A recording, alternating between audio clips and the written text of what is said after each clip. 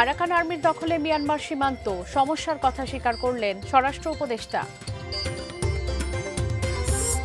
নির্বাচন কমিশনে পঞ্চম দিনের মতো প্রার্থীদের আপিল শুনানি। ঢাকায় বিশ্বকাপ ট্রফি দেখতে মানতে হবে কিছু নির্দেশনা।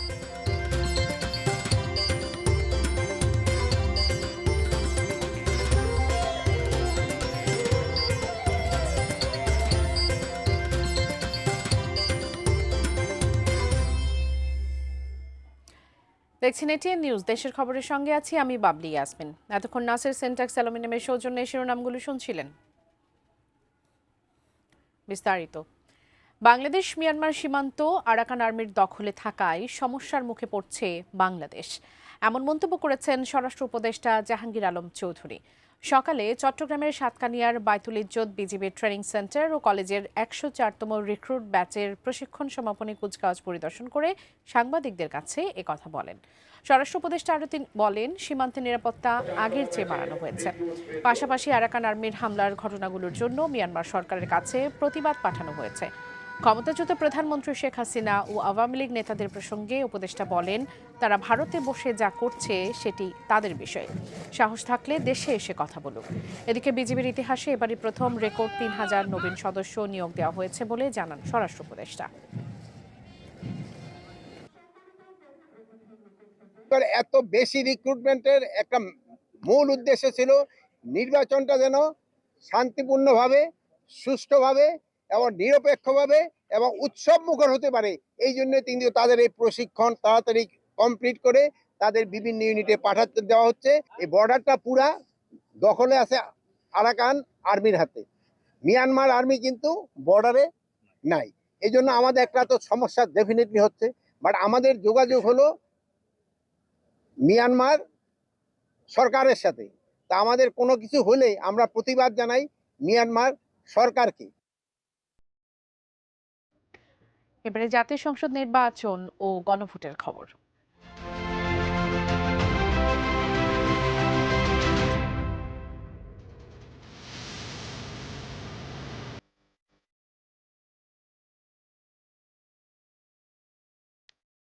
দর্শক, আজ পঞ্চম দিনের মতো আপিল শুনানি চলছে। নির্বাচন ভবন থেকে এই মুহূর্তে জানাতে যুক্ত হচ্ছেন সহকর্মী মাহফুজা মোসলাহি। মাহফুজা মোসলাহি, আপিল শুনানি আসলে কোন পর্যায়ে রয়েছে, বিস্তারিত জানাবেন। আমি সকাল থেকে জানিয়েছিলাম যে আপিল শুনানির পঞ্চম দিন কিন্তু আজ চলছে এবং অন্য দিনে আমরা জানি যে প্রতিদিনে ক্রমানুসারে ৭০ জন পর্যন্ত আপিল শুনানিতে অংশ নেয়, কিন্তু আজ প্রথম সকাল থেকেই বিকেল ৫টা পর্যন্ত যে সময় নির্ধারণ আপিল শুনানি, সেই সময় পর্যন্ত কিন্তু ১০০ জনের শুনানি কার্যক্রম শেষ হবার কথা। তবে এই মুহূর্ত পর্যন্ত নির্বাচন কমিশনে শেষ খবর পাওয়ার পর্যন্ত আমি বলতে পারি যে মোট ৭৫টি শুনানি সম্পন্ন হয়েছে। এর মধ্যে ৬২টি হয়েছে বৈধ এবং 10টি হয়েছে অবৈধ, আর 3টি পেন্ডিং করেছে নির্বাচন কমিশন। আমি এর বাইরে যদি একটু বলি যে সারা দেশে আমাদের এবার বিভিন্ন দল এবং বিভিন্ন প্রার্থীর সংখ্যা যেটি মনোনয়নপত্র জমা দানের, সেখানে কিন্তু ছিল ২,৫৬৮ জন মনোনয়নপত্র জমা দিয়েছিলেন এবং এর মধ্যে বৈধতা পেয়েছিল ১,৮৪২ জন এবং অবৈধ বলে গণ্য করা হয়েছিল মনোনয়নপত্র মোট ৭২৩টি এবং সেই ৭২৩টির বাতিল আদেশের বিরুদ্ধে কিন্তু এরই মধ্যে আমরা জানি যে ৬৪৫ জন আপিল দায়ের করে এবং তাদের শুনানি কার্যক্রমই কিন্তু চলছে আজ পঞ্চম দিনের পর্যন্ত। এর বাইরে যদি একটু জানিয়ে রাখি যে এই মুহূর্তে নির্বাচন কমিশনে যে সবশেষ একটি আপডেট আমরা পেয়েছি সেটি হলো আচরণবিধি লঙ্ঘনের দায়ে এরই মধ্যে ঢাকার ১৩ আসনের যিনি খেলাফত মজলিসের যে প্রার্থী মামুনুল হক, তিনি কিন্তু কারণ দর্শানোর নোটিশ পেয়েছেন এবং নির্বাচন কমিশন আচরণবিধি ভঙ্গের দায়ে তাকে যেই নোটিশ দিয়েছে এটি কিন্তু একেবারেই আমরা বলবো যে আইনগত যে ব্যবস্থা নেওয়া প্রার্থীরা আরপিও ভঙ্গ করলে সেই বিষয়টি কিন্তু নিশ্চিত করছেন আমরা দেখছি। যদিও কোনো প্রার্থী যারা বিশেষ করে বৈধতা পাননি তারা অভিযোগ করেছেন যে আচরণবিধির ভঙ্গের যে হিড়িক রয়েছে সেখানে নির্বাচন কমিশন বড় দলের প্রতি পক্ষপাত করছে। তবে আমরা দেখলাম যে এই মুহূর্তে আসলে যে বিষয়টি তাতে আসলে নির্বাচন কমিশন কঠোর ভূমিকায় যাচ্ছে এবং ইসিও কিন্তু এ ব্যাপারে নিশ্চিত করেছেন ভবিষ্যতেও আচরণবিধি লঙ্ঘন করলে কেউ তাকে ছাড় দেওয়া হবে না। জি, এই ছিল আমার কাছে নির্বাচন কমিশন থেকে এ পর্যন্ত সবশেষ পরিস্থিতির খবর। দর্শক, সহকর্মী মাহফুজা মুসলাহি নির্বাচন ভবনের সামনে থেকে যুক্ত ছিলেন। সময় হয়ে গেল একটা বিরতি নেবার, ফিরছে একটু পর, সঙ্গে থাকুন।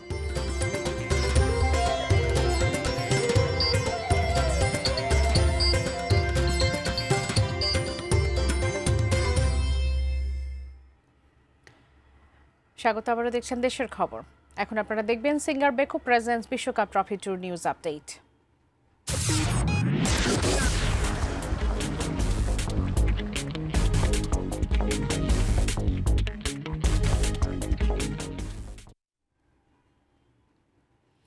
ফুটবল উন্মাদনার বাংলাদেশে আবারও এলো স্বপ্নের ফিফা বিশ্বকাপ ট্রফি। আজ সকাল 10টার দিকে বাংলাদেশের মাটিতে পা রাখে সোনালী এই ট্রফি। ঢাকার হজরত শাহজালাল আন্তর্জাতিক বিমানবন্দরে ট্রফিটি বরণ করে নেন বাফুফের সভাপতি তাবিথ আউয়াল। সঙ্গে ছিলেন জাতীয় দলের অধিনায়ক জামাল ভুঁইয়া। বিশ্ব ভ্রমণের অংশ হিসেবে চতুর্থবারের মতো বাংলাদেশে এলো বিশ্বকাপ ট্রফি। ফিফার প্রতিনিধি হয়ে এবার এসেছেন 2002 বিশ্বকাপ জয়ী ব্রাজিলের সাবেক মিডফিল্ডার গিলবার্তো সিলভা। বাংলাদেশের পক্ষ থেকে বিমানবন্দরে ট্রফিটি বরণ করে নেন বাফুফের সভাপতি তাবিথ আওয়াল সহ ফেডারেশনের কর্মকর্তারা। We thank FIFA for recognizing Bangladesh's growing footballing population and talent. We thank Coca-Cola for arranging all the logistics, transport, not only in Bangladesh but globally. ফুটবলের সর্বোচ্চ এই প্রতীক সোনালী ট্রফিটা বাংলাদেশকে একদিন বিশ্বকাপ খেলার উৎসাহ দিচ্ছে বলেন বাফুফের সহসভাপতি সাব্বির আহমেদ আরেফ। স্পিড তো অবশ্যই আমাদের আছে, কিন্তু সেই অ্যাবিলিটি আমাদের এখন পর্যন্ত হয় নাই। আমরা যাব ওয়ার্ল্ড কাপে, এটা তো আমার জেনারেশন না পাক, নেক্সট জেনারেশন পাবে, নেক্সট জেনারেশন পাবে, আরেক জেনারেশন পাবে। বাংলাদেশি ফুটবলারদের মধ্যে সবার আগে কাছ থেকে বিশ্বকাপ ট্রফি দেখার সুযোগ পেয়েছেন জাতীয় দলের অধিনায়ক জামাল ভুঁইয়া। সেই অনুভূতি ব্যক্ত করলেন তিনি। আমি তো মনে করছি ট্রফি একটু ছোট, বাট এটা আসলে অনেক বড়। আর জিজ্ঞেস করছি মানে ওয়েট কেমন, সো অলমোস্ট 60 কেজি পিওর গোল। সো এক্সপিরিয়েন্স খুব ভালো ছিল, আর আমি একটু মানে স্টারস্ট্রাক ছিলাম। ট্রফি দেখলে টিভির এক কথা, আর সামনে দেখলে আরেক কথা। নতুন প্রজন্মের ফুটবলারদের জন্য এটি বড় অনুপ্রেরণা হয়ে থাকবে বলেও মত জামালের। Whoever wants to be a footballer with this trophy, আমি মনে করি আরো মোটিভেশন আসবে। আর এই trophy I think for the new generation, maybe one day Bangladesh নিজে একটা চ্যাপ্টার লিখতে পারেন in the world cup sense. কড়া নিরাপত্তায় বিমানবন্দর থেকে ট্রফিটি নিয়ে যাওয়া হয় র্যাডিসন ব্লুতে। চলতি বছরের 3 জানুয়ারি শুরু হয় ফিফা বিশ্বকাপ ট্রফি ট্যুর। 30টি ফিফা সদস্য দেশের 75টি গন্তব্যে যাবে ট্রফিটি। 150 দিনের এই সফর শেষ হবে 2026 বিশ্বকাপের অন্যতম আয়োজক দেশ মেক্সিকোতে। জেনিয়া চিসিম, এটিএন নিউজ, ঢাকা। দেশের খবরে আবার একটা বিরতি নিচ্ছি, ফিরছি একটু পর, সঙ্গে।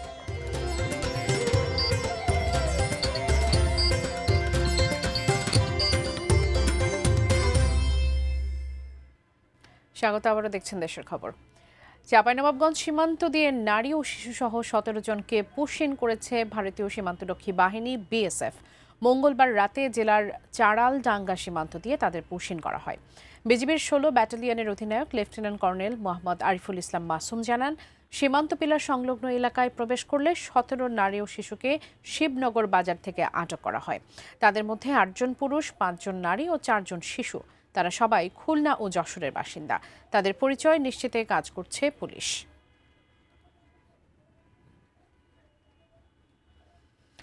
মৌলভীবাজারের শেরপুরে চলছে ঐতিহ্যবাহী মাছের মেলা। পৌষ সংক্রান্তি এলেই মৌলভীবাজার সদর উপজেলার শেরপুরে বসে শতবর্ষী এই মাছের মেলা। বিশাল আকৃতির বাঘাইর, আইর, বোয়াল, রুই, কাতলা, মৃগেল, চিতল, কালবাউস, গ্রাসকাপ সহ নানা জাতের দেশি মাছ।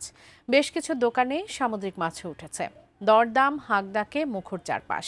কেউ বা এসেছেন মাছ কিনতে, কেউ বা দেখার তৃপ্তি নিতে। বৃহত্তর সিলেটের সুনামগঞ্জের নলুয়ার হাওর, হবিগঞ্জ ও মৌলভীবাজার জেলার হাকালুকি, কাওয়াদিঘি, হাইল হাওর সহ বিভিন্ন হাওর এবং সুরমা কুশিয়ারা নদী সহ অন্যান্য নদ নদীর মাছ এ মেলার প্রধান আকর্ষণ।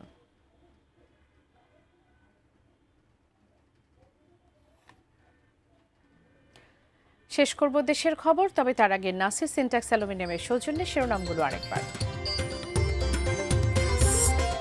আরাকান আর্মির দখলে মিয়ানমার সীমান্ত, সমস্যার কথা স্বীকার করলেন স্বরাষ্ট্র উপদেষ্টা। নির্বাচন কমিশনে পঞ্চম দিনের মতো প্রার্থীদের আপিল শুনানি। ঢাকায় বিশ্বকাপ ট্রফি দেখতে মানতে হবে কিছু নির্দেশনা।